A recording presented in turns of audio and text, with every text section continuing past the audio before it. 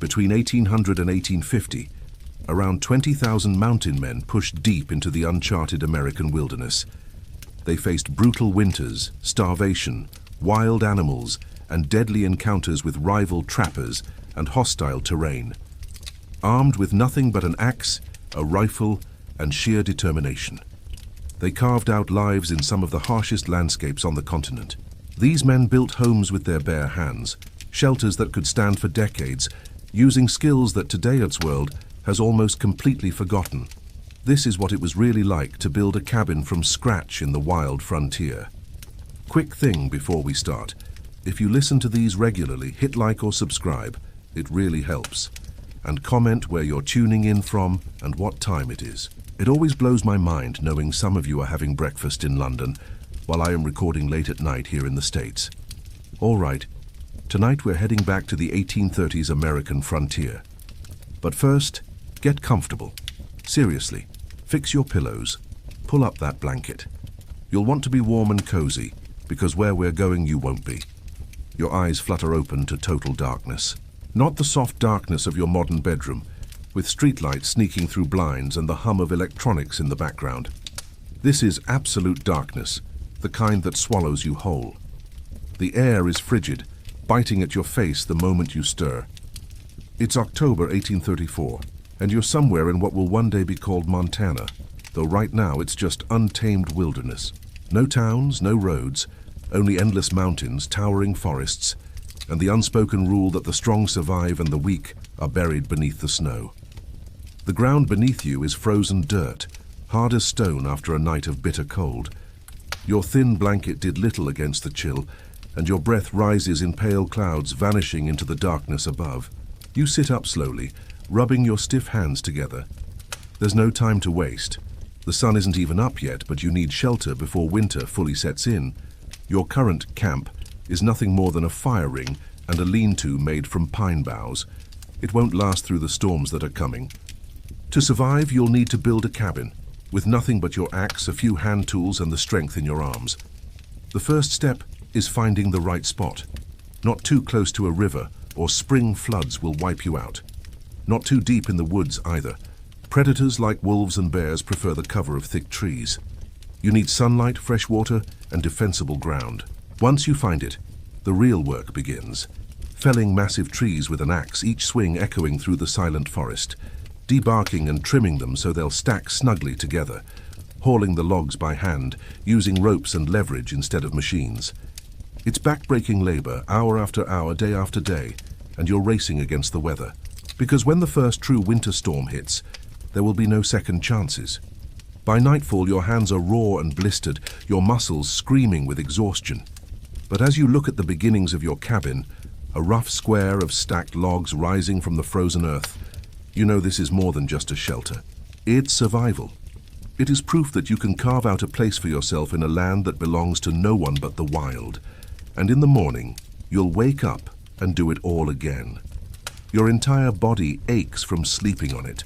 Instead of your cozy mattress, you're lying on a bed of pine boughs that barely cushions you from the cold earth. Your wool blanket is stiff with frost, and your breath forms clouds in the pre-dawn air. The fire you built last night is nothing but embers now. Your hands sting with fresh blisters as you push yourself up. The storm that's been brewing for days is closing in. Dark clouds loom over the distant peaks, and the wind carries the sharp scent of snow. You've been in these mountains long enough to read the signs. This isn't just any storm. It's the kind that kills unprepared men. You have two choices. Build shelter today or freeze to death within a week. Or most folks don't realize, I learned this from an old journal I found in a historical society archive, that a mountain man had maybe 12 hours to get a basic cabin up once he decided winter was coming. 12 hours between life and death. The journal belonged to a trapper named Jeremiah Winters, who worked these mountains in the 1830s. He described how he once built a cabin with nothing but an axe sharp enough to cut bone, hands tough as leather, and the knowledge that failure meant death. His account is fascinating because it shows just how much skill these men had. This wasn't just throwing some logs together. You stretch your back, feeling yesterday's labor in every muscle. You've spent 3 days scouting for the perfect location and yesterday you finally found it. A small clearing on a gentle south-facing slope near a spring that won't freeze even in the deepest winter. There's a natural windbreak of dense pines to the north, and from this elevation you can see anyone approaching from miles away. These weren't random choices. Every decision matters when your life depends on it. Let me paint you a picture of what you're facing. Towering pines surrounding you, their trunks 3 feet thick, reaching 100 ft into the sky. The forest floor is a tangle of fallen logs, rocks, and undergrowth. To your untrained eye, it's just wilderness, but to a mountain man, it's all material. Everything you need to survive is right here if you know how to use it. You grab your possibles bag, a leather pouch containing your essential survival items, flint and steel, knife, wet stone, all a few strips of jerky, and a small pouch of salt. Your rifle leans against a tree nearby, and your axe, a handcrafted tool with a head forged in St. Louis, is buried in a stump where you left it yesterday. I've actually held one of these period axes at a museum in Wyoming. The curator told me these weren't just tools. They were literally worth a man's life out here. A mountain man would sleep with his axe rather than risk it being stolen. The first light of dawn barely penetrates the forest canopy as you stir the embers of last night's fire and add some tinder. Shredded cedar bark you've kept dry in your bag. You blow gently, coaxing the sparks to life. The tiny flame catches, and soon you've got enough fire to warm your hands and cook a meager breakfast of jerky and the last of your cornmeal mixed with water. You know what's crazy for these guys? This wasn't camping. This was Tuesday. They lived like this for years at a time, completely alone in the wilderness. Can you imagine going months without seeing another human being? I mean, I get anxious when my Wi-Fi goes out for an hour. With breakfast done, you grab your axe and head to the edge of your clearing. Today's the day. You've already marked several straight lodgepole pines, perfect for cabin logs. Their straight grain and resistance to rot makes them ideal building material. First rule of cabin building. An old mountain man once told a journalist in 1872, "Pick your trees like you'd pick a wife, straight, strong, and able to weather the storms." You approach the first tree about 14 in diameter and nearly 100 ft tall. Taking a deep breath, you swing your axe, feeling the satisfying bite as the sharp edge sinks into the bark. Chips of wood fly as you make a notch on the side, facing the direction you want the tree to fall. Your arms already burn from the effort, but you keep going. There's no rest when winter's coming. Each swing of the axe is deliberate, calculated. You're not just chopping. You're having a conversation with the tree, reading its lean, its balance, understanding how it will fall. Wait, hold up, picture this. You're alone in this massive wilderness. If this tree falls wrong, if it snaps back or doesn't fall where you intend, there's no one to pull it off you. No ambulance to call, no hospital within 1,000 miles. One mistake and you're just another nameless casualty of the frontier. I spoke with a wilderness survival expert who specializes in historical techniques, and he told me something fascinating. These men developed a sixth sense about trees. They could read the subtle signs of how a tree would fall, the way the branches distributed weight, how the grain twisted, even how the wind affected it. It wasn't just strength. It was an intimate knowledge of the materials they worked with. The notch deepens nearly a third of the way through the trunk. Now you move to the opposite side, making a slightly higher cut. This technique, learned from native tribes and perfected by generations of woodsmen, ensures the tree falls exactly where you want it. With a series of final, powerful swings, you hear it. That unmistakable crack that signals the tree is beginning to give way. You step back quickly, eyes fixed on the top of the pine as it sways, hesitates, and then surrenders to gravity. The crash echoes through the forest as a 100 ft of pine thunders to the ground, sending birds scattering from nearby trees. The impact shakes the earth beneath your feet, and the scent of fresh-cut pine fills the air. One down. You'll need at least 20 more before the day is done. Your body is screaming for rest, but the clouds on the horizon are darkening. You can practically smell the snow in the air maybe 12 hours before the storm hits if you're lucky. Oh, and here's a detail most history books leave out. Mountain men didn't just need shelter for themselves. Your horses tethered nearby, grazing nervously as the wind picks up. Lose your horse to the cold and you might as well dig your own grave. No horse meant no mobility, no way to transport traps or furs, and in many cases, No way to outrun hostile natives or predators. A wise trapper, one 1840s account stated, builds his horse shelter before his own. A dead trapper still has his horse. A live trapper without a horse soon becomes dead. Now you need to limb the fallen tree, cutting away all the branches to leave a clean trunk. Your axe bites into the smaller limbs, while larger branches require careful cutting to avoid binding the axe. Each stroke must be precise. Wasted energy means death when you're burning thousands of calories a day just to survive. The sun climbs higher, but the warmth is fleeting. The wind is picking up, carrying the first few snowflakes. You work faster, stripping the tree down to a bare log, then moving to the next marked pine. By midday, your hands are raw. Blood seeps through the fresh blisters, making the axe handle slick and even more painful to grip. But you don't stop, can't stop. 3 trees are down now, their massive trunks lying parallel in the clearing. In my research, I found an account from a mountain man named James Kleiman, who wrote, "My hands bled so bad from the axe that my log notches filled with blood. By nightfall, I couldn't feel my fingers, but I kept swinging.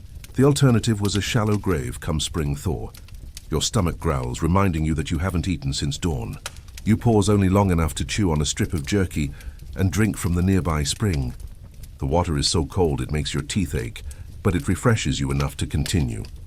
The next tree is thicker, nearly 2 ft in diameter. You circle it, looking for the best approach. Then begin chopping. Your muscles have found their rhythm now, and despite the pain, each swing falls with practiced precision. But halfway through, disaster strikes. The axe head, loosened from thousands of impacts, suddenly flies off the handle, landing several feet away in the underbrush. Well, shit, you mutter, staring at the useless wooden handle in your hand. This is one of those moments where modern folks have no concept of what real trouble is. Today you drive to Home Depot. Out here, this could literally mean death. Your heart races as you search the undergrowth. Losing your axe now would be catastrophic. You drop to your knees, frantically pushing aside leaves and twigs until there the metal head gleams dully in the filtered sunlight. Relief floods through you, but it's short-lived. Now you need to reattach it, and quickly. From your possibles bag, you pull out a small roll of rawhide that you've been saving. You soak it in water from your canteen to make it pliable. Then set to work. First, you carefully reshape the top of the handle where it fits into the axe head. Then you wedge it back together, wrapping the wet rawhide tightly around the join. As the rawhide dries, it will shrink, creating a bond nearly as strong as iron. While you wait for it to set, you use your knife to continue limbing the fallen trees. It's slower, more tedious work, but you can't afford to waste a moment. I interviewed a historical reenactor who specializes in mountain man skills, and he told me these men weren't just survivors. They were problem solvers of the highest order. They had to be engineers, architects, doctors, hunters, weathermen and warriors all rolled into one, and they had to do it all with maybe 10 tools total. After an hour, the rawhide has dried enough that you can cautiously resume your work. The axe head is secure for now, but you'll need to check it frequently. Each swing is tentative at first, but soon you're back to your previous pace. The day wears on, 4 trees down, 5, 6. Your shadow stretches long across the clearing as the sun begins its descent behind the mountains. The temperature is dropping rapidly, and the snowflakes are getting larger, more frequent. Your body is at its limit. Every muscle screams for rest. Blood has soaked through your buckskin gloves, and your vision blurs with exhaustion. But the primitive shelter of pine boughs that protected you last night won't keep you alive through what's coming. You look up at the darkening sky. "Just give me till morning," you whisper, though you're not sure who you're talking to. Maybe God, maybe just the mountains themselves. With 7 tall pines felled and limbed, you've got enough to start the actual cabin construction. Tomorrow you'll cut more, but today's work has earned you a fighting chance. As darkness falls, you build up your fire and force yourself to eat more jerky, even though exhaustion has killed your appetite. You know you'll need every calorie for tomorrow's labor. The wind moans through the trees and snow begins to fall in earnest. You wrap yourself in your blanket beside the fire, your axe within arm's reach. Sleep comes instantly, your body surrendering to exhaustion. But even in sleep, your mind is working, planning tomorrow's labor, calculating what you'll need, how you'll notch the logs, raise the walls, build the roof. Because out here, even your dreams must be practical if you want to survive.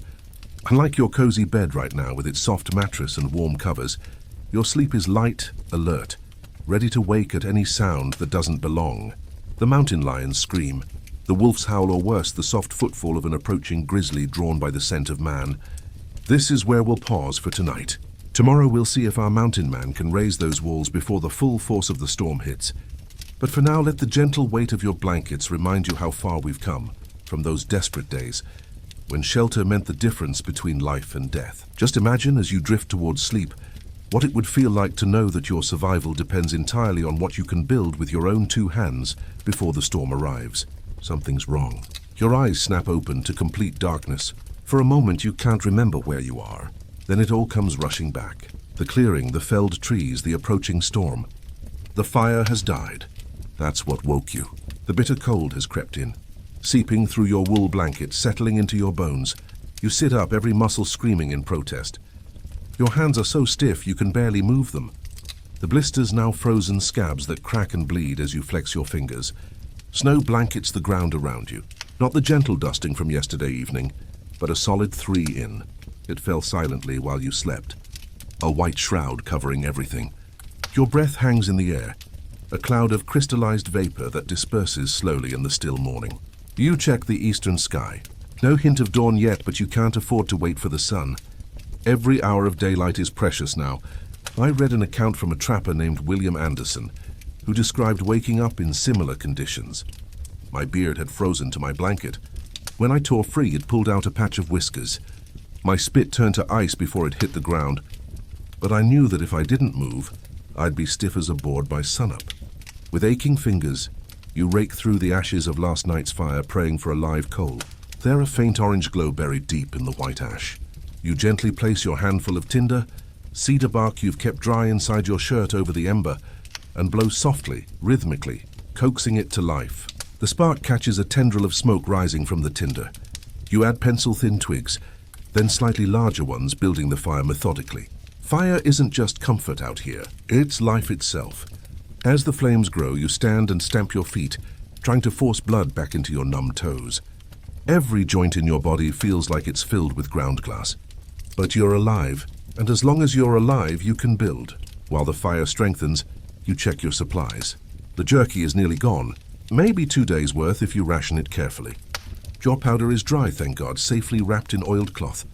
The axe head is still firmly attached to its handle. Small victories. You actually slept in your boots to keep them from freezing solid. Smart move, because wet leather freezes harder than stone and you can't work with feet like blocks of ice. You wolf down a strip of jerky and drink from your canteen. The water inside is half-frozen slush. The forest is preacherly quiet, muffled by the snow. You can almost hear your own heart beating. This is the silence that makes men start talking to themselves after too many months alone. Okay, you mutter, your voice sounding strange after days of silence. Got to get moving. You know mountain men had a saying, dawn to dusk, swing that axe, or come spring, a bear's on your grave. Not exactly poetry, but it got the point across. The snow has complicated things. You'll need to clear it from the fallen logs before you can work them. And more trees to fell means tramping through snow to find the right ones. But first things first, you need to start processing the logs you already have. Yesterday was about quantity, getting enough trees down to work with. Today is about precision, turning those logs into the components of a cabin that will keep you alive. With your knife, you scrape a patch of snow clear and use a charred stick to sketch a rough plan in the dirt. The cabin will be small, roughly 10 FT by 12 FT, just enough space for a sleeping platform, a fireplace, and room to move around. Anything larger would be impossible to heat efficiently. As the first grey light of dawn filters through the pines, you gather your tools and approach the first log. Ideally, you'd let these logs season for months, but winter won't wait. You'll have to work with green wood and deal with the shrinkage later. First step, remove the bark. Bark holds moisture and attracts insects. It has to go. You take your axe and begin stripping the log, working from one end to the other. The bark comes away in satisfying chunks, revealing the pale, fresh wood beneath. I once tried this at a living history museum in Colorado. The historian there said, most folks don't realize that debarking a single log can take hours. These mountain men would spend days just prepping logs before they could even start building. The work is tedious but rhythmic. As you settle into the familiar swing, scrape move pattern, your muscles warm up, and the pain recedes to a dull background throb. The sun finally crests the eastern mountains, sending long golden rays through the trees. The snow glitters like scattered diamonds, and for a moment the beauty of it takes your breath away. Then a gust of wind cuts through your buckskins, reminding you that beauty out here is just death wearing a pretty mask. By mid-morning, you've debarked 3 logs. Your stomach is growling, but you ignore it. No time for a proper meal now. You chew another strip of jerky as you work, the tough meat softening slowly in your mouth. Now comes the challenging part, notching. The corners of your cabin will be held together by precisely cut notches that lock the logs together. Get this wrong and your walls will be unstable, full of gaps that let in wind and snow. You've seen enough cabins to know the basic technique, the saddle notch. It's the simplest and most effective for a one-man job. You'll cut a rounded groove near the end of each log sized to cradle the log that will rest on it. Measuring is crucial. You pace off the dimensions again, marking the corners with stakes. Then you drag the first debarked log to position it as the base of the north wall. Marking the notch points takes careful calculation. You hold your axe handle horizontally across the log, using it as a straight edge to mark where the cuts need to be. 2 notches, one at each end to receive the east and west wall logs. With your axe, you make a series of parallel cuts at the marked point, about 4 in apart and 6 in deep. Then you chop out the wood between the cuts, forming a rough trough. This first notch isn't pretty, but it doesn't need to be. It just needs to hold the next log securely. The sun climbs higher, melting some of the snow. Your back is slick with sweat despite the cold, and you pause occasionally to drink from the spring. The work is slow, exacting. Each notch requires at least 20 minutes of careful chopping. Hold up a sec. Let me paint you a picture of what's happening here. You're standing in a small clearing surrounded by towering pines. The mountains rise like blue giants in the distance. The fresh snow covers everything, except the circle around your fire and the areas where you've been working. Your breath clouds in front of you. Your hands are raw, leaving smears of blood on the pale wood. Every few minutes you stop to wipe sweat from your eyes, with a sleeve already stiff with frozen perspiration. A hawk circles overhead, riding the thermal currents, probably wondering what this strange 2-legged creature is doing. The only sounds are your axe biting into wood, your labored breathing, and occasionally the distant howl of a wolf. This is what solitude really means. Not an hour without your phone. I'm talking complete isolation from humanity. It's just you, the mountains, and the knowledge that if you fail, no one will ever find your body. By noon, you've positioned and notched the 4 base logs. The foundation of your cabin, it's starting to take shape. A simple rectangle marked out on the snowy ground. But you're only just beginning. You need more trees. The 7 you felled yesterday aren't nearly enough. Looking at your progress, you estimate you'll need at least 15 more for the walls plus more for the roof. You trudge through the snow, axe over your shoulder, searching for the right trees. Not just any tree will do. You need straight ones with minimal taper, ideally about a foot in diameter. Pines preferably for their straight grain and natural resistance to rot. I spoke with a forestry expert who studied the cabins built by mountain men, and he told me these guys were incredibly selective. They could look at a stand of 100 trees and immediately identify the 5 worth cutting. They weren't just lumberjacks. They were craftsmen who understood their materials intimately. You spot a perfect candidate, a lodgepole pine about 14 in at the base, arrow straight with few branches on the lower trunk. You check the surrounding area to make sure it has a clear fall path. Then begin chopping. Your technique has improved since yesterday. You create the notch on the full side more quickly, angling your cuts to create a precise wedge. Then you move to the backside, making a slightly higher horizontal cut. The tree begins to creak. You step back, watching the top for any sign of movement. There's a moment of complete stillness, then a sharp crack. The pine begins its descent, picking up speed, the branches rushing through the air with a sound like tearing fabric. It falls exactly where you intended, crashing through the smaller trees in its path, finally coming to rest with a ground-shaking thud that sends a puff of snow into the air. 1 down, many more to go. The day settles into a rhythm. Felled limb, debark, repeat. Your body moves on autopilot while your mind drifts. You think about the warm trading posts down on the Missouri, with their roaring fires and barrels of whiskey. You think about St. Louis with its bustle and noise and women in calico dresses. Seems like a dream now. I found this letter from a mountain man to his sister back east.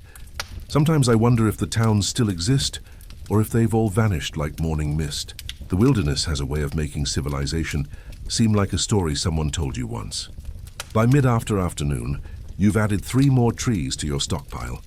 Your hands have gone beyond pain to a sort of numb detachment. Blood has soaked through your gloves, making the axe handle sticky. You've stopped noticing the cold except when the wind gusts. The sky is darkening again, not just with the approach of evening, but with more weather. The storm is building, layers of heavy clouds rolling in from the northwest. You might have one more day before it hits full force. You turn your attention back to the cabin site. With the base logs in place, you need to start building upward. This is where it gets tricky. Raising the logs alone is backbreaking work.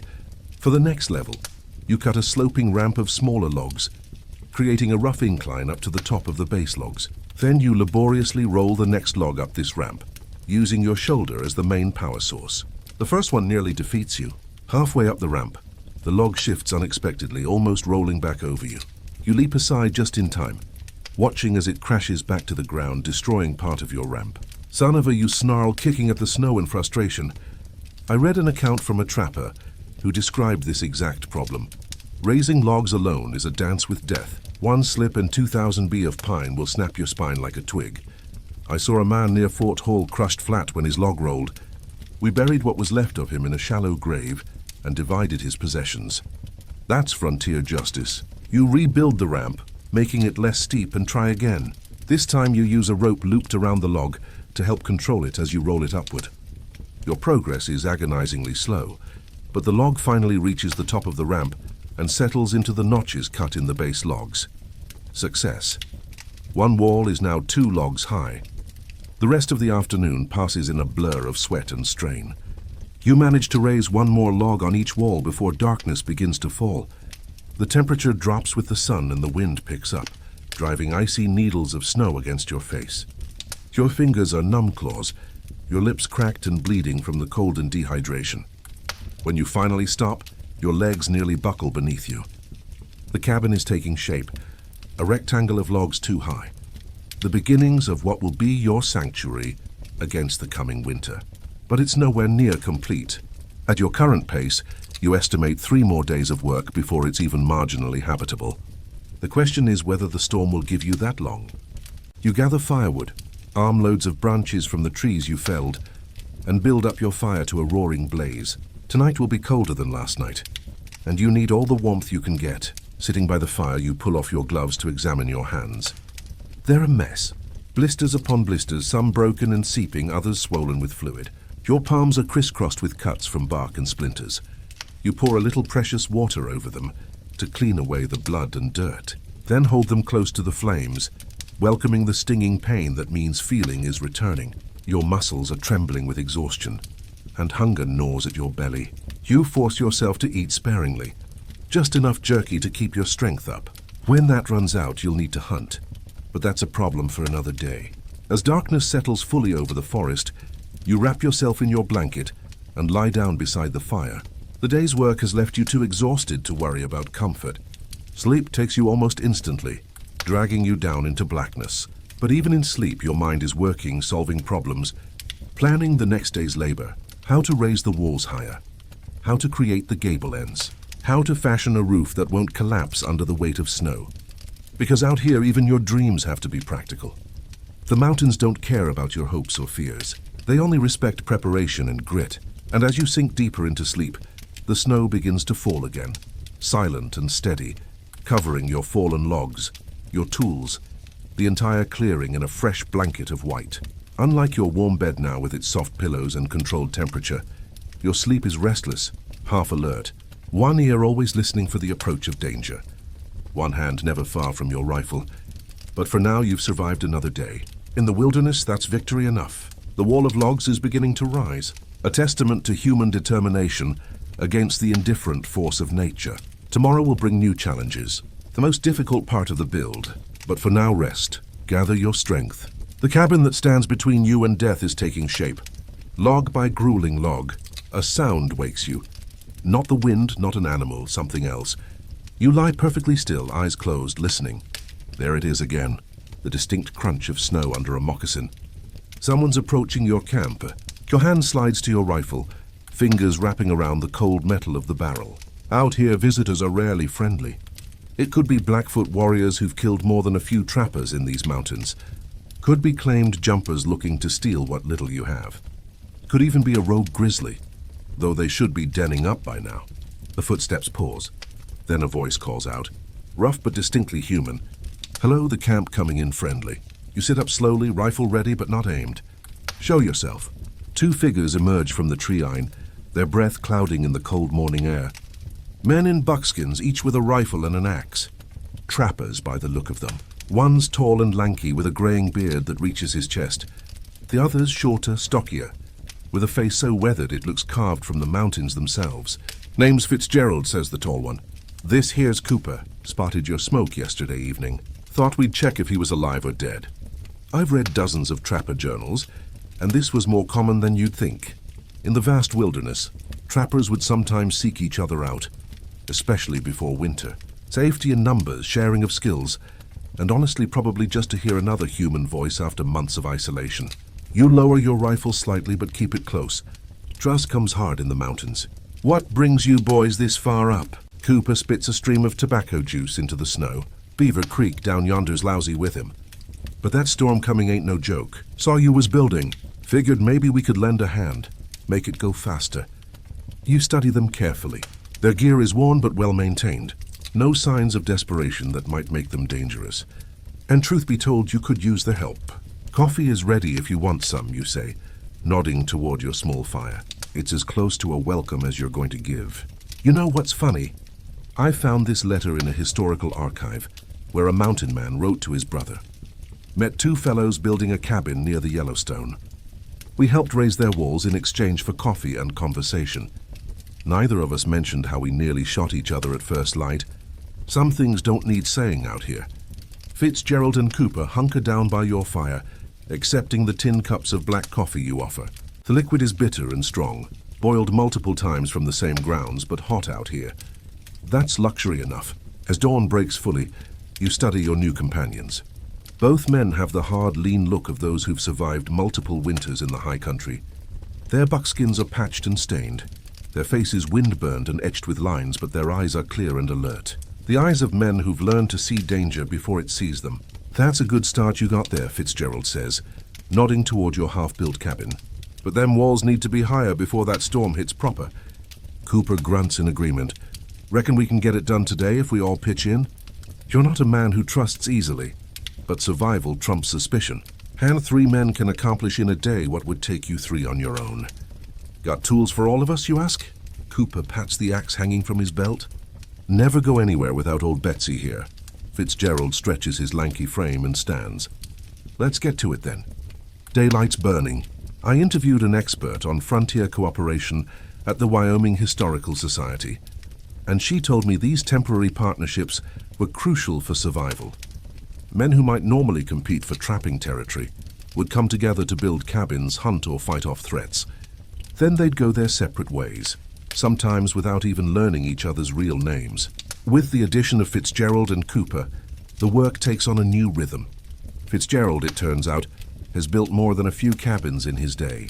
He shows you a better technique for notching, what he calls the saddle notch. See, you don't want to cut straight across, he explains, demonstrating with his axe. You want to round it like this so the log above sits snug, keeps the wind out better. His technique creates a curved depression at the end of each log, perfectly shaped to cradle the crossing log. It's simple but effective, the kind of knowledge that can only come from experience. Cooper, meanwhile, is a master at raising logs with his stocky, powerful build. He devises a lever system, using smaller logs as fulcrums to lift the heavy pine trunks into place. Learned this from the Frenchies down on the Mississippi, he says, grunting as he throws his weight onto the lever, raising a log that would have taken you hours to position. Work smarter, not harder. The morning passes in a blur of coordinated effort. Logs that would have taken you a full day to raise are now going up every hour. The walls climb steadily, 3 logs high, then 4. You planning a fireplace? Fitzgerald asks during a brief water break. East wall, you reply, pointing. Figured I'd use those rocks from the creek bed. He nods approvingly. Smart. We should leave the opening now, save you having to cut it later. You'd been so focused on just getting walls up that you hadn't thought that far ahead. But he's right. It's much easier to build around the fireplace opening than to cut through completed walls. You want to hear something wild? During an archaeological dig at an 1830s trapper cabin in Wyoming, they found that the fireplace foundation included buffalo bones and elk antlers mixed with the stones. The trapper had used whatever materials were available. Talk about frontier ingenuity. By midday, you've established a smooth workflow. Cooper fells and limbs. You debark and rough notch, and Fitzgerald does the final notching and directing the placement. The cabin walls now stand 5 logs high, taller than a man. The sky has darkened further, and the wind carries the unmistakable smell of snow. Fat flakes begin to fall slowly at first, then more steadily.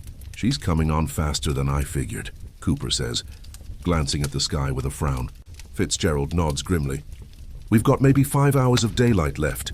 Need to get them walls up to full height and start on the roof, or all this works for nothing. The mention of a roof presents a new challenge. You've been so focused on the walls that you haven't fully planned the roof structure.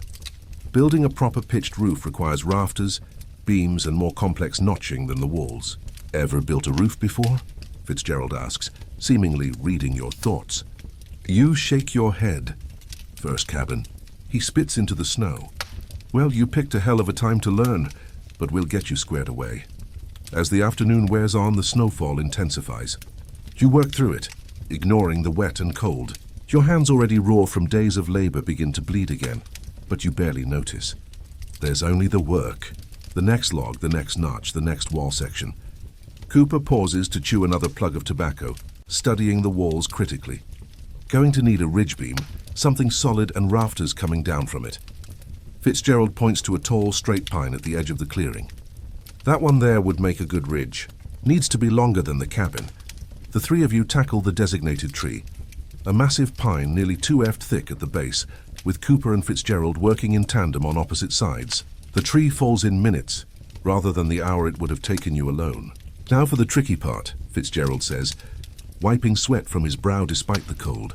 We need to get this big bastard up on top of them walls. I spent a week with a historical reconstruction team in Montana, and they showed me how mountain men solved this problem. The expert told me without cranes or pulleys, they used pure physics and muscle. They'd create what we call a dead man. Basically, a log buried perpendicular to the cabin that they could use as an anchor point for ropes and levers. It was incredibly dangerous work. Cooper surveys the site, then points to a spot about 20 ft from the cabin. We dig a hole there, bury a log halfway as an anchor, use ropes to guide the ridge beam up while we push from below. It's an ingenious solution, though labor-intensive. The 3 of you spend the next hour digging through the frozen ground to create the anchor point, then setting up the lifting system. Ground's harder than a heart. Cooper grunts as his axe bounces off the frozen earth. Your experience with hearts is extensive, I take it, Fitzgerald replies dryly. Cooper shoots him a glare, then laughs, a rough, rusty sound like he doesn't use it often. More on yours, you skinny bastard. This banter, rough as it is, reminds you of something you've been missing out here alone. Human connection. Even this crude joking feels like a balm for the soul after weeks of silence. With the anchor set, you begin the dangerous process of raising the ridge beam. Cooper and Fitzgerald have fashioned a crude rope from rawhide strips, looping it around the heavy log. You position yourself at the bottom end, ready to push upward while they control the descent from the anchor point. On 3, Fitzgerald calls. 1, 2, 3, you heave with all your might, muscles screaming as the massive log begins to move. Inch by excruciating inch, the ridge beam rises. Your vision narrows to just this task, this moment. Nothing exists but the burn in your shoulders and back, the rough bark under your palms, the desperate need to keep the log moving upward. Steady, Cooper shouts as the beam wavers slightly. Don't let it roll. A log this size, if it rolled now, would crush anyone in its path.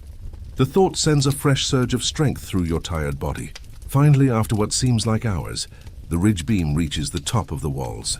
With careful coordination, the 3 of you maneuver it into position along the central axis of the cabin. Hold it there, Fitzgerald calls, scrambling up the walls with surprising agility for a man his age. He quickly lashes the beam into place with more rawhide strips, securing it temporarily until it can be properly notched and set. The sky is growing darker, both from the approaching evening and the intensifying storm. The snow is falling steadily now, accumulating on your shoulders and head as you work. Need to get them rafters up before full dark. Cooper says, already moving to cut the smaller logs that will form the roof's framework. You've never worked so hard or so fast in your life. With Fitzgerald directing, you and Cooper cut and position rafters. Logs about 6 in diameter that extend from the ridge beam down to the top of the walls at an angle, forming the pitched roof structure. Each rafter must be notched at both ends at the ridge beam and at the wall top to keep it from sliding. It's precise work made more difficult by the fading light and worsening weather. I asked a historian once about how these men worked in such conditions. He told me they didn't have the luxury of waiting for good weather. If a storm was coming and you didn't have shelter, you worked through snow, sleet, whatever came. Men who couldn't or wouldn't do that simply didn't survive to tell their tales. As darkness begins to fall in earnest, you have the basic roof structure in place, the ridge beam and rafters forming a sturdy A-frame. It's not complete. You still need cross pieces and some kind of covering, but it's enough that you can finish it tomorrow, even in heavy snow. That'll hold for tonight, Fitzgerald says, surveying your work with obvious satisfaction. Still needs a proper covering, but it'll keep the worst of the snow off. Cooper has already started a fire inside the cabin's dirt floor. Without a proper chimney yet, smoke fills the upper portion of the space, but it's better than being fully exposed to the elements. Might get a bit smoky, he admits, but better than freezing solid. The three of you huddle inside the half-finished structure, passing a flask of whiskey that Cooper produces from inside his buckins. The amber liquid burns going down, but spreads a welcome warmth through your exhausted body. Not bad for a day's work, Fitzgerald says, looking up at the roof framework silhouetted against the darkening sky. Snow drifts down between the rafters, melting in the heat from the fire.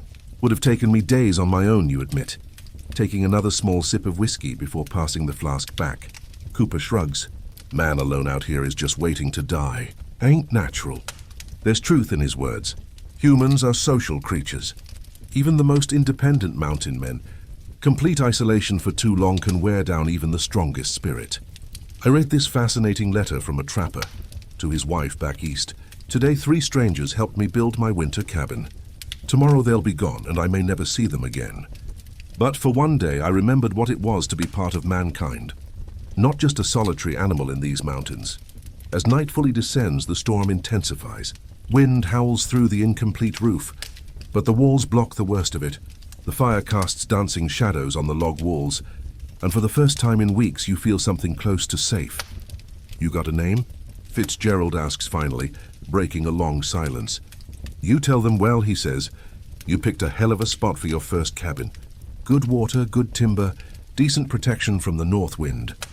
You might just make it through winter. Coming from a veteran mountain man, it's high praise. Cooper has pulled out some dried venison, tougher and darker than your jerky. He cuts 3 roughly equal pieces with his knife and passes them around. It's like chewing leather, but it's food you didn't have to provide yourself, which makes it taste better somehow. Storm will blow itself out in a day or 2, he says between bites. We'll get that roof properly covered tomorrow. Maybe start on your fireplace if there's time. Or why are you helping me? The question comes out before you can stop it. Fitzgerald and Cooper exchange a glance. It's Cooper who answers. Same reason anyone does anything out here. Self-interest. He takes another bite of venison. Next time might be us needs help. Way it works. Fitzgerald nods. Mountain law. Today you, tomorrow me. It's as simple and as complicated as that. Out here, where death is always just one mistake away, cooperation isn't charity. It's insurance. The fire crackles, sending sparks up toward the open rafters. Outside, the world has disappeared into a swirling white void of snow and darkness. But inside these 4 walls, walls you built with your own hands, there's warmth, food, and for tonight at least, companionship. You realize your hands have stopped bleeding.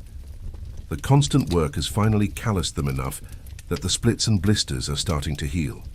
Another small victory. As exhaustion pulls you towards sleep, you look around at what you've accomplished. Just days ago, these logs were living trees. Now they're the beginning of a home, a fortress against the brutal winter ahead. Fitzgerald and Cooper are already snoring, rolled in their blankets on opposite sides of the fire. Tomorrow will bring more back-breaking labor, but tonight, for the first time, you sleep inside walls of your own making. Unlike your cozy modern bedroom, where temperature is controlled with the touch of a button, here the fire must be fed throughout the night. The smoke makes your eyes water and your chest tight.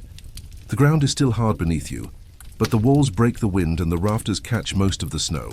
It's not comfort by any modern standard, but in the wilderness it's the difference between life and death. And as sleep finally takes you, one thought circles in your mind. I might just survive this winter after all.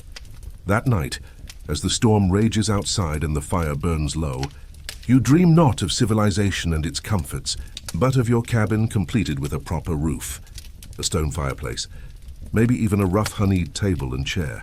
The dream isn't of escaping the wilderness, but of mastering it one log at a time. Something cold and wet hits your face. You jerk awake, disoriented. Another drop lands on your forehead, melted snow dripping through the incomplete roof. The fire has burned down to embers, casting the cabin in a dim red glow. Outside, the wind howls like a living thing, angry at being kept out. Cooper and Fitzgerald are already up, huddled near the fire's remains. Cooper pokes at the coals with a stick, coaxing them back to life, while Fitzgerald feeds in small pieces of kindling. "Morning," Fitzgerald says, noticing you're awake. "Hope he wasn't planning on sleeping in." Cooper grunts. "Storm's getting worse. We got work to do." You sit up, every muscle screaming in protest. Despite the shelter, you're cold and damp. The incomplete roof let in enough snow during the night that everything has a thin coating of white. "Going to need that roof done today," you say, stating the obvious. Fitzgerald nods. "And that fireplace. Can't keep having fires on the dirt floor. Smoke's got nowhere to go." The cabin is indeed hazy with smoke, stinging your eyes and making your throat raw. A proper chimney would draw it up and out. But that means stonework, another skill you've never had to master before. I studied an 1830s trapper's journal at the Montana Historical Society. The guy wrote, "Built my fireplace twice. First one smoked so bad I nearly suffocated. Tore it down and started over, making the chimney taller and the throat narrower. Second one worked like a charm. Learned that lesson the hard way. Like everything else out here, you chew the last of your jerky for breakfast, washing it down with melted snow heated over the rekindled fire." Cooper produces more dried venison from his pack, sharing it without comment. The meat is tough but nourishing. Fitzgerald, meanwhile, has a small pouch of parched corn that he mixes with hot water to make a sort of porridge. He offers you a spoonful, which you gratefully accept. After we get the roof on, Cooper says between bites, "I'll try to get us some fresh meat. Saw deer sign by the creek." "Good," Fitzgerald replies. "Man can't work on jerky alone. Not in this cold." With food in your belly and the fire providing some warmth, you all prepare for the day's work. The storm has indeed intensified overnight. When you push open the makeshift door, just a piece of canvas stretched over the opening, you're met with a wall of white. The snow is falling so heavily that you can barely see the trees at the edge of the clearing. "Jesus," you mutter, pulling your head back inside. Cooper peers past you. "Seen worse, but not much." "Or roof first," Fitzgerald says decisively. "Then the fireplace. If we're lucky, we'll have both done by nightfall." You spent an entire winter alone in these mountains, with nothing but a history book and a journal. I read an account from a mountain man named Osborne Russell, who wrote, "The hardest part of winter isn't the cold or the hunger. It's the silence. You start talking to yourself just to hear a human voice. By February, you're having full conversations with your rifle. Stepping outside is like entering another world. The snow is knee-deep in places, drifted by the wind. The cold cuts through your buckskins like a knife. But there's work to be done, and no one to do it but the three of you. First order of business, covering the roof. The rafters are in place, but they need cross pieces and some kind of waterproof layer. "Purlins," Fitzgerald says, gesturing to the smaller logs you'll need to cut for the cross pieces. "We'll lay them across the rafters, then cover the whole thing with bark or boughs." Cooper is already moving toward a stand of younger trees at the edge of the clearing. "These saplings will do. Straight, flexible." With axes in hand, you and Cooper begin felling the smaller trees, none more than 6 in diameter. They come down easily, requiring just a few strokes each. Fitzgerald, meanwhile, begins stripping large sheets of bark from some of the logs you felled previously, but haven't used yet. "Pine bark makes a decent roof in a pinch," he explains, working his axe carefully under the thick outer layer of a fallen trunk. "Peel it off in big sheets, overlap them like shingles. Won't last forever, but it'll keep the snow out till spring." I spoke with a wilderness survival expert who specializes in historical techniques, and he explained bark roofing was common among mountain men. They typically use whatever was available, pine, spruce, or cedar. The trick was peeling it in the largest possible sheets and overlapping them from the bottom up, just like modern shingles. In dry conditions, these roofs could last several seasons. Working in the deepening snow is exhausting. Your boots are soaked through, your fingers numb despite your gloves. But the three of you establish a rhythm. Cooper cuts, you haul, Fitzgerald positions. By midday, you've laid all the planned. The smaller logs running horizontally across the rafters, creating a framework for the bark covering.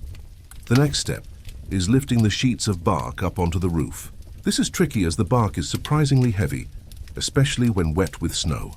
It also breaks easily if bent too far. Careful with that, Fitzgerald cautions, as you struggle to hoist a large section. We ain't got time to peel more. Cooper fashions a crude ladder from smaller logs, lashed together with rawhide strips. With this, Fitzgerald can climb onto the roof, while you and Cooper pass up the bark sheets. The process is slow and precarious. Fitzgerald balances on the rafters and planned, his footing uncertain on the snow-slick wood. One wrong step would send him crashing to the cabin floor 8 FT below. Pass that big piece, he calls down, gesturing to a sheet of bark nearly 6 FT long. You and Cooper lift it together, struggling against its awkward weight and the gusting wind that seems determined to tear it from your grasp. Fitzgerald leans down from the roof edge, his fingers grasping for the bark. For a heart-topping moment, he slips, one foot sliding off the peel-in. He throws his weight backward, barely catching himself. "Son of a bitch!" he gasps, regaining his balance. Cooper shakes his head. "Told you you're too old for roof work." "And I told you to kiss my ass," Fitzgerald retorts. But there's no real heat in his words. These men have clearly worked together before. I discovered a memoir from a trapper named William Hamilton, who described a close call during cabin building. Slipped from the roof beam, caught myself by one arm, dangled there 20 FT up. Certain I was bound for glory. Jenkins grabbed my wrist and hauled me back up, like I was no heavier than a rabbit. Never said a word about it after. Just expected the same from me when his time came. By early afternoon, half the roof is covered. The overlapping bark sheets aren't pretty, but they're functional, where the bark doesn't quite meet. Fitzgerald stuffs the gaps with moss and pine needles, natural insulation that will help keep heat in and snow out. While Fitzgerald continues working on the roof, you and Cooper turn your attention to the fireplace. This is perhaps the most crucial element of the cabin. Without proper heat, winter in these mountains is a death sentence. The east wall has been left with an opening about 4 feet wide, framed by shorter logs specifically cut for this purpose. This will be the fireplace and chimney. Need rocks, Cooper says, heading toward the creek that runs about 50 yards from the cabin site. Big ones for the base, smaller for the chimney. You follow him, both of you, trudging through the snow. The creek is partially frozen, its edges crusted with ice, but the center still flows dark and swift. Along its banks, smooth river rocks of various sizes are half buried in snow. Cooper points to the largest. We'll start with them, build up from there. The rocks are heavy, some weighing well over 100. You dig them from the snow with your hands, then roll them up the slight incline toward the cabin. It's back-breaking work, made worse by the cold and the awkward footing in the deep snow. By the time you've gathered enough rocks for the base, your hands are raw and bleeding again despite your gloves. But there's no time to rest. Cooper is already arranging the largest stones in a semicircle against the east wall opening. "We'll need mud for mortar," he says, looking around. Ground's frozen, though, could melt snow and mix it with dirt from the cabin floor. "You suggest?"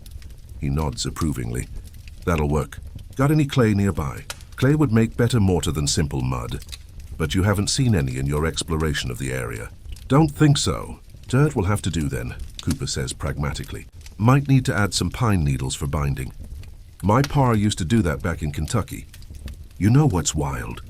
I came across this letter from a settler describing a trapper's fireplace.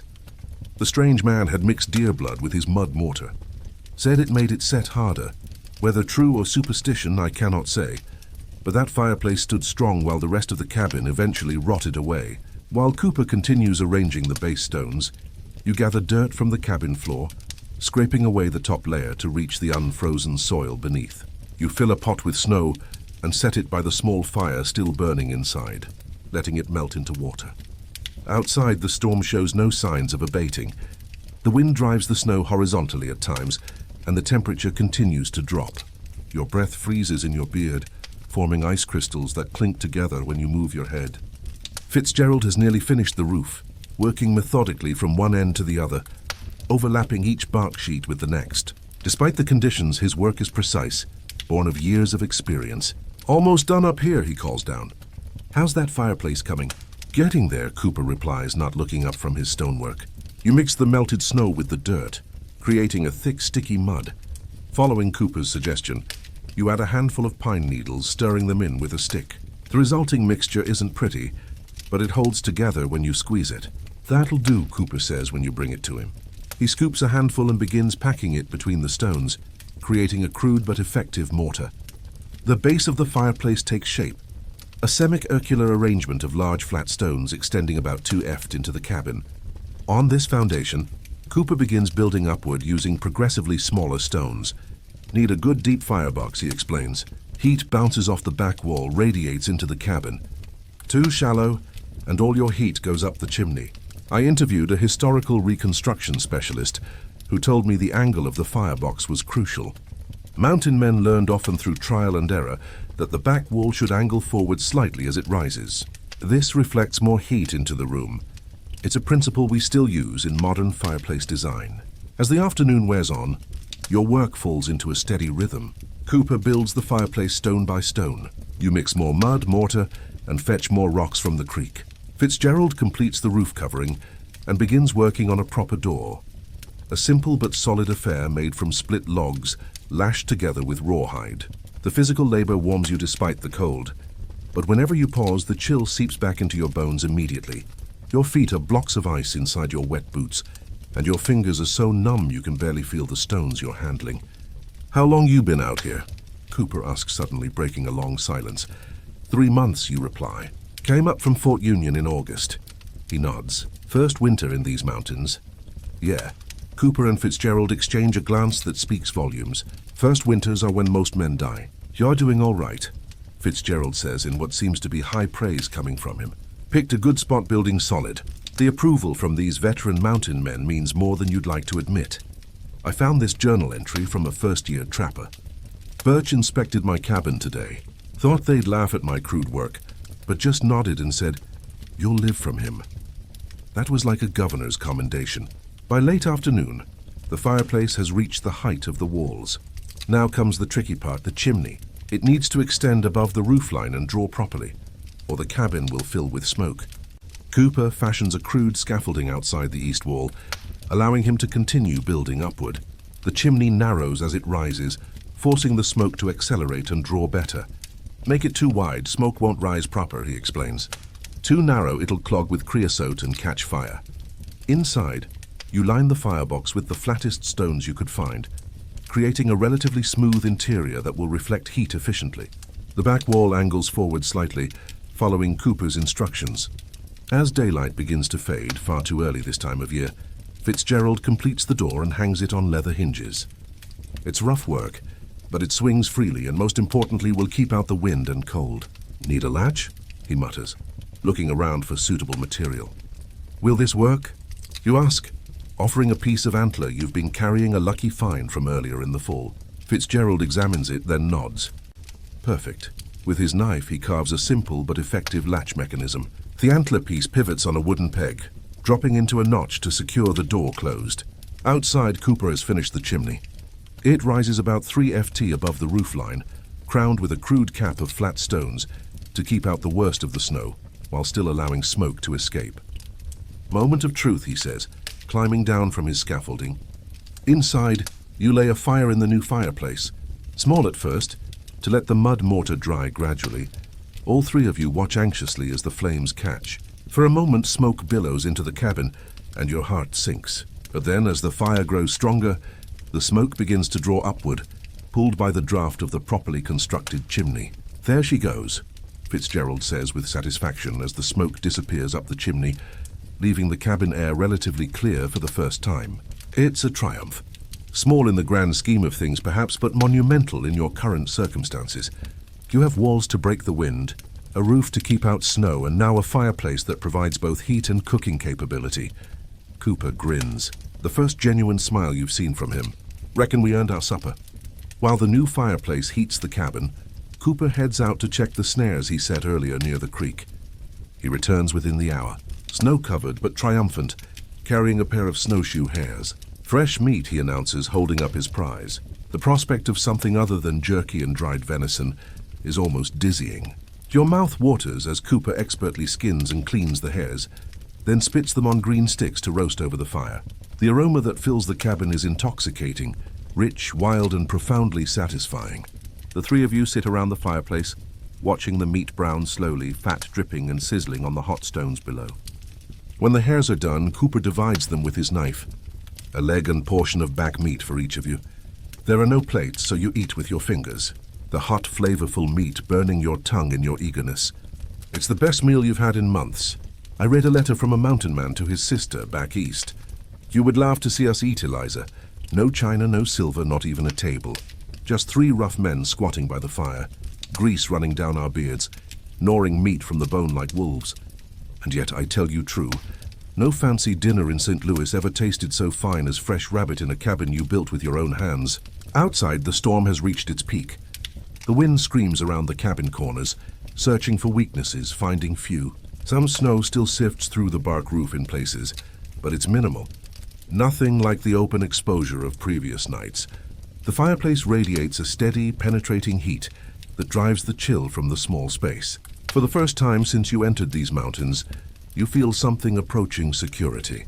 Fitzgerald pulls out his tobacco pouch, offering it around. You and Cooper each take a small pinch, savoring the luxury. The three of you sit in companionable silence, smoking and watching the fire. You boys heading back to your own camp tomorrow? You ask finally. Cooper glances at Fitzgerald, who shrugs. Storm might keep up another day. No point fighting through it if we don't have to. Could help you finish up in here. Floor, sleeping platform, maybe some shelves. Basics. The offer is generous, especially from men who have their own preparations to make for winter. But that's the way of things out here. Today you, tomorrow me. Appreciate it, you say simply. As night deepens and the fire burns low, you make your sleeping arrangements. The dirt floor is still hard, but it's dry now and warm from the fireplace. You spread your blankets near the fire, feeling genuinely comfortable for the first time in days. Cooper and Fitzgerald do the same, positioning themselves so all three of you form a rough semicircle around the hearth. Outside, the wilderness may howl and rage, but in here, in this space created by human hands, from the raw materials of the forest, there is shelter. There is safety. As you drift towards sleep, you look up at the roof. A lattice work of rafters, planned and bark, visible in the firelight. Water no longer drips on your face. The wind no longer cuts through your blankets. The smoke rises properly up the chimney instead of filling the room. These simple comforts taken for granted in civilization feel like miracles here in the wild. Your last thought before sleep takes you is that you've crossed some invisible threshold. You're no longer just surviving in the wilderness. You're beginning to live in it.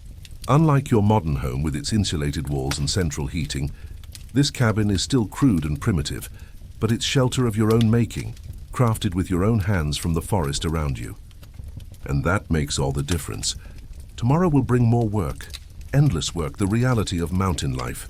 But tonight you rest in the knowledge that the worst of the storm can no longer reach you. You're building more than a cabin here. You're building a life. You wake to unfamiliar silence. The howling wind that's been your constant companion for days has finally stopped. The storm has passed. Light filters through the small gaps in the bark roof, casting dappled patterns on the dirt floor. The fire has burned low during the night, but the cabin has retained its warmth remarkably well. Cooper and Fitzgerald are still sleeping, their snores creating a strange duet in the morning quiet. You rise silently, adding a few sticks to the fire. The flames catch quickly, sending new warmth through the small space. Outside, through the single small window opening, covered with an oiled piece of rawhide, you can see a world transformed. Everything is white, pristine. Snow blankets the clearing in drifts that reach halfway up the cabin walls in places. Storm's done, Fitzgerald says behind you, his voice rough with sleep. He sits up, stretching his lanky frame. Going to be cold as a witch's tit today, though. Cooper grunts, rolling over. What's for breakfast? I'm hungry enough to eat my moccasins. Despite the crude conditions, there's something deeply satisfying about this moment. The cabin, your cabin, has withstood its first storm. The roof held, the chimney drew properly, the walls kept out the worst of the wind. It's far from finished, but it protected you through the night. I found this amazing diary entry from a trapper named Hugh Glass, who wrote, "First morning in my own cabin after the storm broke. Never thought 4 walls and a roof could feel like a palace. Damn near cried into my coffee like some soft town boy. Breakfast is the last of the rabbit from last night, reheated over the fresh fire. The meat is even better after sitting overnight. The flavors more concentrated. You eat silently, savoring each bite, knowing that food will be a constant concern in the months ahead." He's right. A proper floor is more than comfort.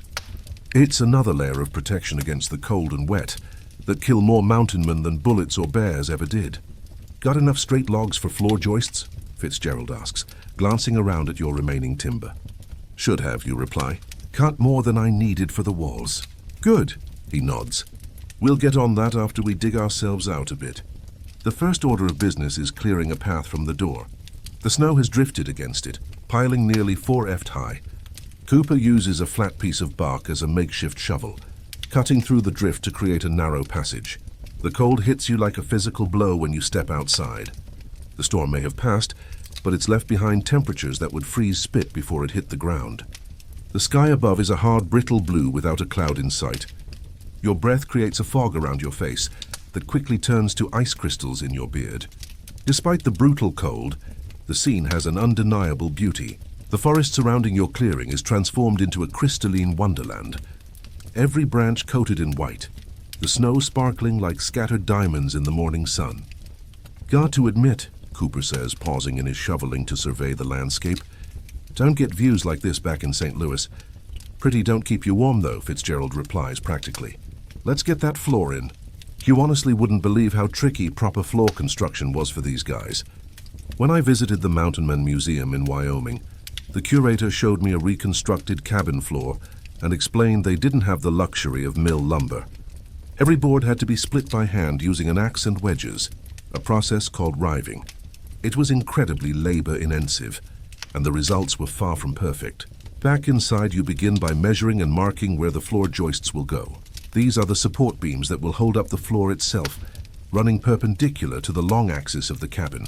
They need to be spaced evenly, about 2 feet apart, and somehow attached to the bottom logs of the walls. Best way is to notch the sill logs, Fitzgerald explains, pointing to the lowest logs of the cabin walls. Cut depressions for the joists to sit in. Keeps everything level. With Fitzgerald directing, you and Cooper take turns wielding the axe, carefully cutting notches into the sill logs. It's precise work requiring concentration and a steady hand. Each notch needs to be the same depth, or the floor will end up uneven. Once the notches are cut, you drag in the logs you've selected for joists. Straight pines about 6 in diameter. These need to be flattened on top to provide a level surface for the floor planks. This is done with the axe, carefully hewing away the curved upper surface of each log to create a flat plane. Like this, Cooper demonstrates making smooth, controlled swings with the axe. The blade bites into the wood at a shallow angle, peeling away thin strips rather than chopping deeply. You're not trying to fell it, just shave it flat. It's a skill that takes practice. Your first attempts are ragged and uneven, but you improve with each stroke. By midday, you flattened the top surfaces of 5 joists and fitted them into their notches along one half of the cabin. Coming along, Fitzgerald approves inspecting your work. Now for the hard part. The hard part, it turns out, is creating the actual floorboards. Without a proper sawmill, you have to split them from logs, a process that produces rough, uneven planks at best.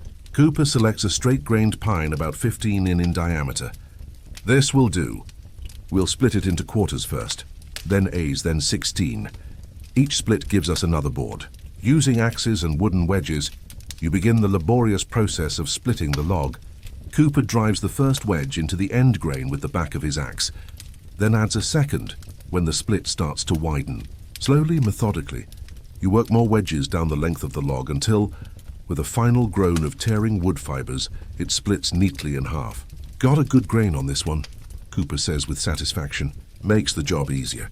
I read an account from a pioneer woman who watched her husband and brothers build their cabin. She wrote, "The men spent an entire day splitting just one log for floorboards. By nightfall their hands were bleeding, and they had only 8 rough planks to show for their labor. Yet they counted it a good day's work." The process continues. Each half is split again and then again until you have rough planks about 2 in thick.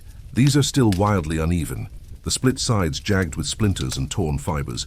Need to smooth these a bit, Fitzgerald says, running his hand over the rough surface of a plank. Won't be pretty, but should at least be flat enough to walk on without catching splinters big as your finger. This is done with the axe again, used almost like a plane to shave down the high spots and rough edges. They're slow, painstaking work, but gradually the planks begin to take on a more uniform appearance.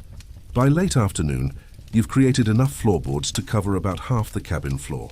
These are laid across the joists, their edges butting against each other as closely as possible. They're not nailed down. Nails are far too precious to use on a floor, but their weight keeps them relatively stable.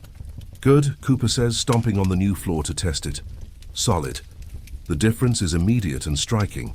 The rough planks may not be pretty, but they lift you off the cold, damp earth. The feeling of a solid floor beneath your feet after weeks of sleeping on dirt is surprisingly emotional.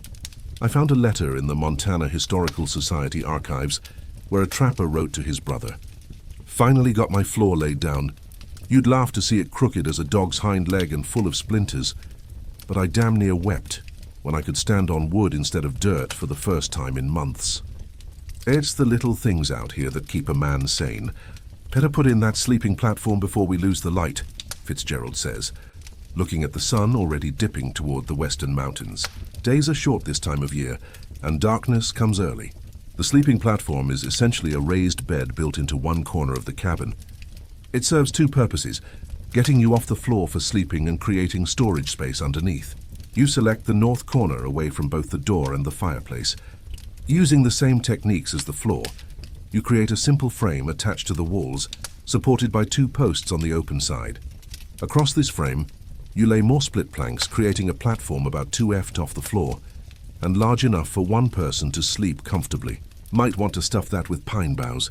Cooper suggests makes for a softer bed and warmer. Fitzgerald adds, airspace underneath keeps the cold from seeping up through you. With the floor half completed and the sleeping platform in place, the cabin is beginning to feel like a home rather than just a shelter. The transformation is remarkable, considering it was nothing but standing trees just days ago. As darkness falls, Cooper heads out again to check his snares. He returns empty-handed this time, but unbothered. Can't expect rabbit every day, he says with a shrug. We'll try again tomorrow. Dinner is back to jerky, and the last of Fitzgerald's parched corn. You eat by firelight, the flames casting long shadows on the newly constructed floor and walls. You did good finding this spot, Fitzgerald says, breaking a long silence. Good water, good timber, south-facing slope, picked like a man who knew what he was looking for. It's the closest thing to a compliment you've received from him, and it warms you nearly as much as the fire. Got lucky, you admit. Spent 3 days looking, almost gave up. Cooper snorts. Luck's just preparation, meeting opportunity. You knew what to look for. You found it. There's truth in his words. You may be new to cabin building, but you've learned enough about survival in your months in the mountains to recognize a good wintering spot when you see one. How long you two been out here? You ask, curiosity finally getting the better of you. Fitzgerald and Cooper exchange a glance, some unspoken communication passing between them. I came up the Missouri in '28, Fitzgerald answers. Signed on with the Rocky Mountain Fur Company. Been trapping these mountains ever since. 6 years, you say, impressed. Many men don't last one season, he nods. Coo's been out longer. Tell him, Coop. Cooper stares into the fire, his weathered face even more lined in the flickering light. Since 22 was with Ashley's first expedition, seen the elephant. As they say, 12 years in the mountains. It's almost unimaginable. The average lifespan of a mountain man is shockingly short, maybe 5 years if they're lucky. Between hostile tribes, grizzlies, accidents, and the simple, brutal realities of wilderness life, few make it more than a decade. I discovered a census of trappers from the American Fur Company in 1830 that showed the average age of death for mountain men was just 35. The researcher I spoke with at the Denver Museum told me these were incredibly tough men. But the mountains were tougher. For someone to survive more than 10 years in that environment wasn't just impressive, it was almost miraculous. You boys got plans for the spring, you ask? Fitzgerald shrugs. Usual, follow the beaver sign. Try not to get scalped or eaten. Maybe head down to Rendezvous if the pelts are good. Heard they're holding it at Green River again. Cooper adds, the annual rendezvous is the closest thing to civilization most trappers see from one year to the next. A raucous gathering where furs are traded, supplies purchased, and a year's worth of isolation is balanced with a few weeks of gambling, drinking, and storytelling. You should come along, Fitzgerald says. If you make it through winter, that is, it's both an invitation and a reminder of the challenges still ahead. Winter in these mountains is a merciless test, and your cabin, for all its improvements, is still just a rough shelter against forces that have killed better prepared men. Planning on it, you reply simply. The evening deepens into night. Outside, the temperature plummets further, but inside the fireplace radiates steady heat. The new floor and sleeping platform have already made a noticeable difference in comfort. Tomorrow we'll finish that floor, Cooper says, spreading his blanket. Maybe put in some shelves if there's time. You're going to need places to store things. I've got some ideas about that, you say, thinking of the wall space above the sleeping platform. And I want to build a small table, maybe a stool. Fitzgerald nods approvingly, thinking like a man who plans to stay alive. Good. You know what got me about these guys? In a letter I found at the Historical Society in Bossizeman, a trapper wrote, "Built my first chair yesterday. Crude thing looks like it was made by a blind man with Paulie, but sitting on it tonight, eating my supper like a civilized human instead of squatting like an animal. I felt like a king." These small comforts mean everything when you've gone without. As you settle in for the night, you can't help but reflect on how much has changed in just a few days. From exposed and vulnerable to sheltered and relatively secure, from struggling alone to working alongside experienced companions. The cabin is still primitive by any civilized standard, but out here it's a fortress against the wilderness. Sleep comes easily tonight, your body exhausted from the day's labor, but your mind at ease. The sound of the fire and the steady breathing of your companions creates a cocoon of comfort in the darkness. You dream of the cabin completed. Floor fully laid, walls chinkicked with moss and clay, shelves filled with supplies, maybe even a small window cut into the south wall to let in more light. In the dream, snow piles high outside, but you're warm and secure within. Unlike your comfortable modern bed with its plush mattress and layers of blankets, your sleeping platform is still hard and unyielding, but it's dry. It's off the ground and it's yours, built with your own hands from the forest around you. And that makes all the difference. As consciousness fades, one thought circles in your mind. I am becoming part of this place, and it is becoming part of me. The cabin isn't just shelter. It's the beginning of a new life, rooted in the wilderness that once seemed so hostile. Tomorrow will bring more work, more challenges. But tonight you rest in the growing knowledge that you might actually survive. And in these mountains, survival is no small victory. The night deepens. The fire burns low and the cabin holds the three of you in its rough embrace. A tiny island of humanity in a vast sea of wilderness. Outside, the stars wheel overhead, brilliantly clear in the frigid air. Wolves call from a distant ridge, their howls echoing across the snow-covered valley. But inside there are walls of your own making. A roof overhead, a floor beneath, and the promise of tomorrow. Morning arrives with painful brightness, sunlight reflecting off the fresh snow and filtering through the cracks in the cabin walls. 3 days have passed since the storm broke. 3 days of constant work, finishing the floor, building crude furniture, sealing gaps, preparing for the long winter ahead. And now it's time for Cooper and Fitzgerald to leave. Can't put it off any longer, Cooper says, kneeling by the fire to heat a cup of water. Our own cabin needs tending before the next storm hits. You nod understanding, but not entirely happy about it. These men were strangers just days ago. Yet sharing the labor of building has forged a connection that feels surprisingly deep. Appreciate the help, you say simply. The mountain man's way of expressing gratitude without getting sentimental. Fitzgerald waves it off. You'd have done the same. The truth is, you would have. That's the unwritten code out here. Today you, tomorrow me. No man survives these mountains entirely alone. I discovered a letter from a mountain man named Jim Bridger, where he wrote, "Helped raise Thornton's cabin walls last week. He'll likely be my competition for beaver come spring, but that's a problem for later. Winter demands we stand together, even if briefly. Come thaw, we'll go back to guarding our trap lines like misers." The cabin has transformed remarkably in just a few days. The floor is complete now. Rough split planks covering the entire dirt surface. A small table stands against the west wall, cobbled together from smaller logs and topped with a flattened section of pine. Beside it sits a 3-legged stool, crude but functional, better than squatting on the floor. Shelves line the wall above your sleeping platform. providing places to store food and supplies safe from mice and other vermin. The fireplace has been refined, the chimney drawer improved by adjusting some of the upper stones. Perhaps most importantly, every crack between the logs has been carefully chinked with a mixture of mud, moss and pine needles. The sealed walls keep out the biting wind far better than before. Turned out all right, Cooper says, looking around with quiet approval. Better than my first cabin, that's for damn sure. Oh, you raise an eyebrow, curious. He chuckles, a rare sound. Roof collapsed first. Heavy snow nearly buried me alive. Had to dig my way out and start over with 2 ft of snow already on the ground. How'd you manage, you ask? Cooper shrugs. Same way anyone manages out here. One day at a time, one log at a time. There's wisdom in his simple philosophy. The wilderness can't be conquered all at once. Survival happens incrementally. One meal, one shelter, one day stacked upon the next. After a breakfast of jerky and the last of the parched corn, Cooper and Fitzgerald gather their few possessions. They travel light, as all mountain men must. Rifle, possible bag, knife, axe, blanket. The tools of survival, nothing more. Where's your cabin?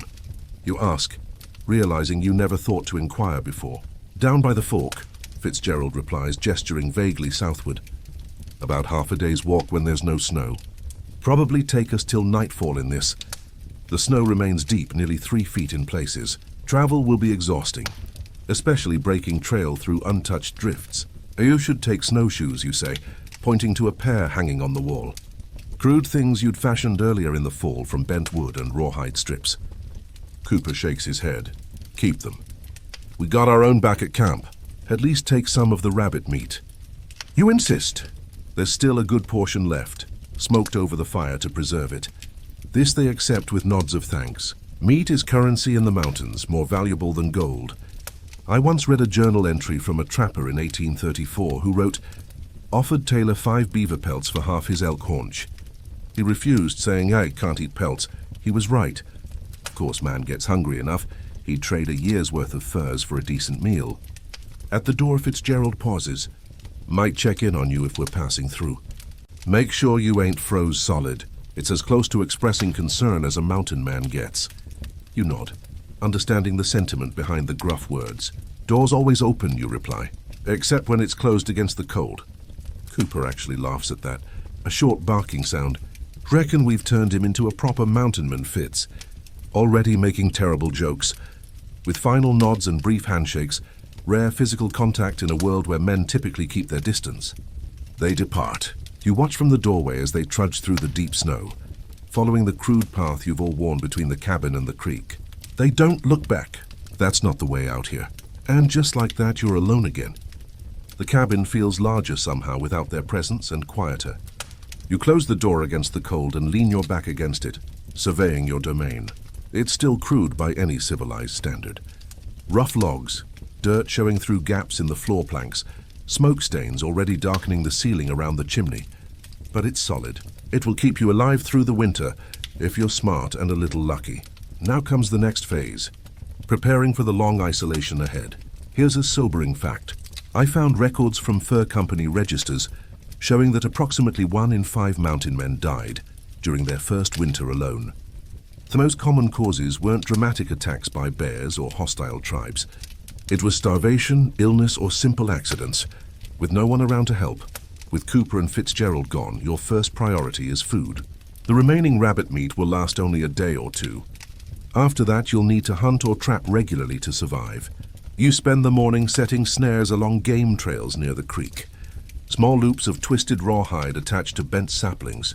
When triggered, they snap upright, catching rabbits or other small game by the leg or neck. It's a passive way of hunting that works while you attend to other tasks. Next, you need to build up your firewood supply. A cabin this size will consume enormous amounts of wood to stay warm through the winter. Running out of fuel in February would be a death sentence. You drag fallen logs from the nearby forest, cutting them into manageable lengths with your axe. The work is exhausting in the deep snow, but necessary. By midday, you've assembled a substantial woodpile against the south wall of the cabin, protected from the worst of the wind and convenient to the door. Inside, you continue organizing. The shelves need filling. Supplies need arranging. Everything must have its place in the confined space of the cabin. From your possible bag, you take inventory of what little you have. Flint and steel for fire starting, a small pouch of precious salt, needle and sinew for repairs, extra lead balls and powder for your rifle, a whetstone for keeping your knife and axe sharp. These items get carefully arranged on the highest shelf, safe from moisture and rodents. You hang your rifle on pegs above the door, easily accessible but out of the way. Your axe leans in the corner near the fireplace, blade protected by a leather sheath you fashioned from scraps.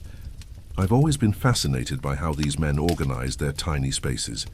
One archaeological excavation of a trapper's cabin found that he'd created specialized storage areas. One corner for food, another for tools, a third for furs and hides. Everything had its place, maximizing the efficiency of a space barely larger than a modern bathroom. By late afternoon, you've established order within your small domain. The cabin feels not just livable now, but almost comfortable. Still, there's something missing, something you can't quite name until you spot the blank expanse of log wall beside your sleeping platform.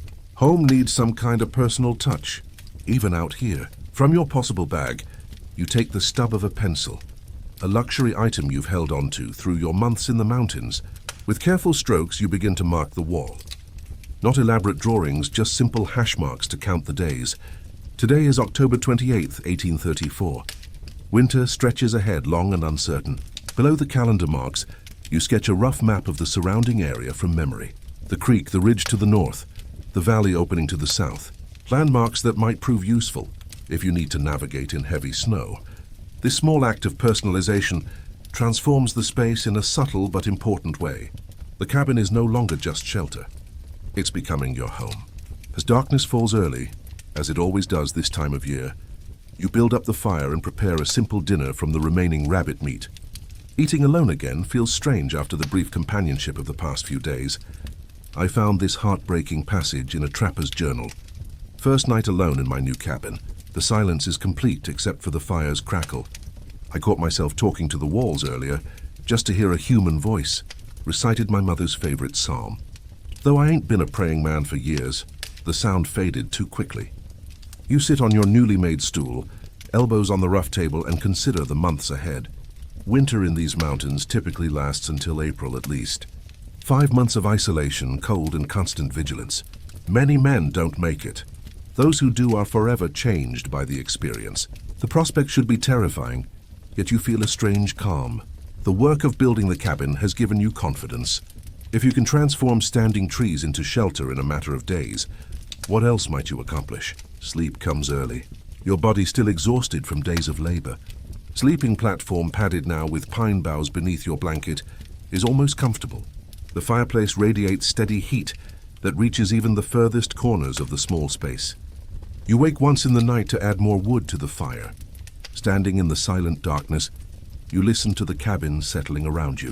The soft creaks and pops of new wood adjusting to temperature changes. The occasional sliding thump of snow falling from the roof. These sounds that might have seemed ominous before now feel almost companionable. The cabin is alive in its way, shifting and breathing with the cold. Morning brings new purpose. You check your snares and find 2 rabbits smaller than you'd like, but food nonetheless. You clean them carefully outside, saving even the end rails to use as bait for other traps. The temperature has dropped further overnight. Your breath freezes instantly in the still air, and the snow squeaks beneath your boots, a sure sign of deep cold. Inside the cabin, frost has formed in the corners furthest from the fireplace, despite your efforts at sealing every crack. This will be the true test of your construction. Not just keeping out wind and snow, but fighting against the bone-deep cold that can kill a sleeping man before he ever wakes to add wood to his fire. You spend the day making final improvements to the cabin, using mud mixed with ashes from the fireplace. You seal the remaining gaps between logs. You add a second layer of bark to portions of the roof that still allow in too much cold air. You fashion a crude door for the window opening that can be closed at night to preserve heat. By midday, you've done all you can reasonably do to winterize the cabin. Now comes another crucial task, creating a cache of emergency supplies outside the cabin. I spoke with a wilderness survival expert who explained the logic behind this practice. Mountain men would build small concealed caches some distance from their cabins. If disaster struck, fire, roof collapse, marauding hostiles, They'd have emergency supplies to fall back on. It could mean the difference between death and survival. You select a location about 50 yards from the cabin, near a distinctive lightning-struck pine that would be visible even in heavy snow. There you dig through the snow to the frozen ground beneath. Then use your axe to chip out a small hollow. In this cache, you place emergency fire-starting materials wrapped in oiled buckskin, a small knife, a handful of lead balls, and enough powder for a few shots and some jerky. Just enough to keep a man alive for a day or two. You cover the cache with rocks, then snow, marking its location with a subtle arrangement of sticks that would look natural to anyone but you. Insurance against an uncertain future. Returning to the cabin, you're struck by how solid it looks now. Smoke rising steadily from the chimney. Walls standing square against the snow. Hard to believe it was just standing timber less than a week ago. Inside you add wood to the fire and settle in for the evening. The early darkness of winter means long nights ahead, hours to fill before sleep comes. In time you'll need to develop routines to maintain your sanity through the isolation. Some men whittle or carve, others keep journals, still others simply sit and think, turning memories over like precious stones. For now though, you're content to simply be, to feel the warmth of the fire, to listen to the soft hiss and pop of burning pine, to know that you've created this sanctuary through your own effort and will. I found a letter from a mountain man to his brother back east that captures this feeling perfectly. Strange to say, Thomas, but I feel a deeper satisfaction in this crude cabin I built with my own hands than in any fine house I ever entered.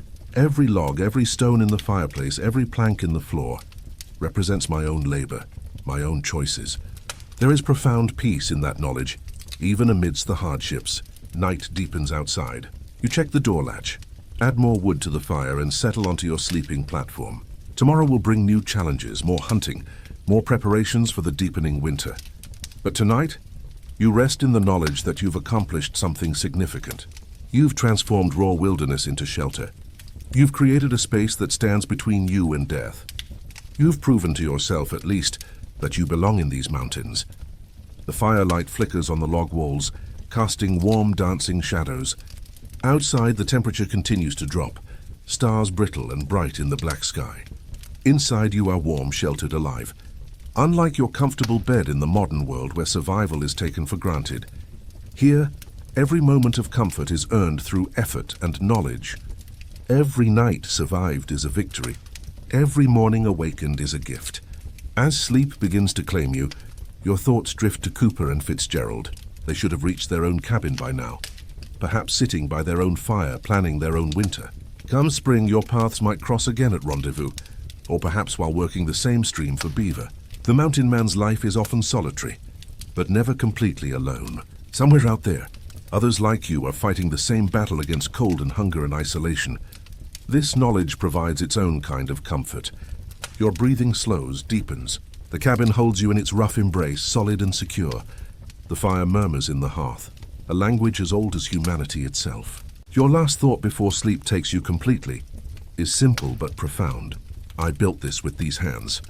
I built this, and as you drift into dreams, perhaps your thoughts mingle with those of the person listening to this story, warm and comfortable in their own bed, separated from the harsh realities of mountain life by centuries of progress. Perhaps they too feel a whisper of connection to those brave, desperate men who carved shelters from the wilderness with nothing but determination and simple tools.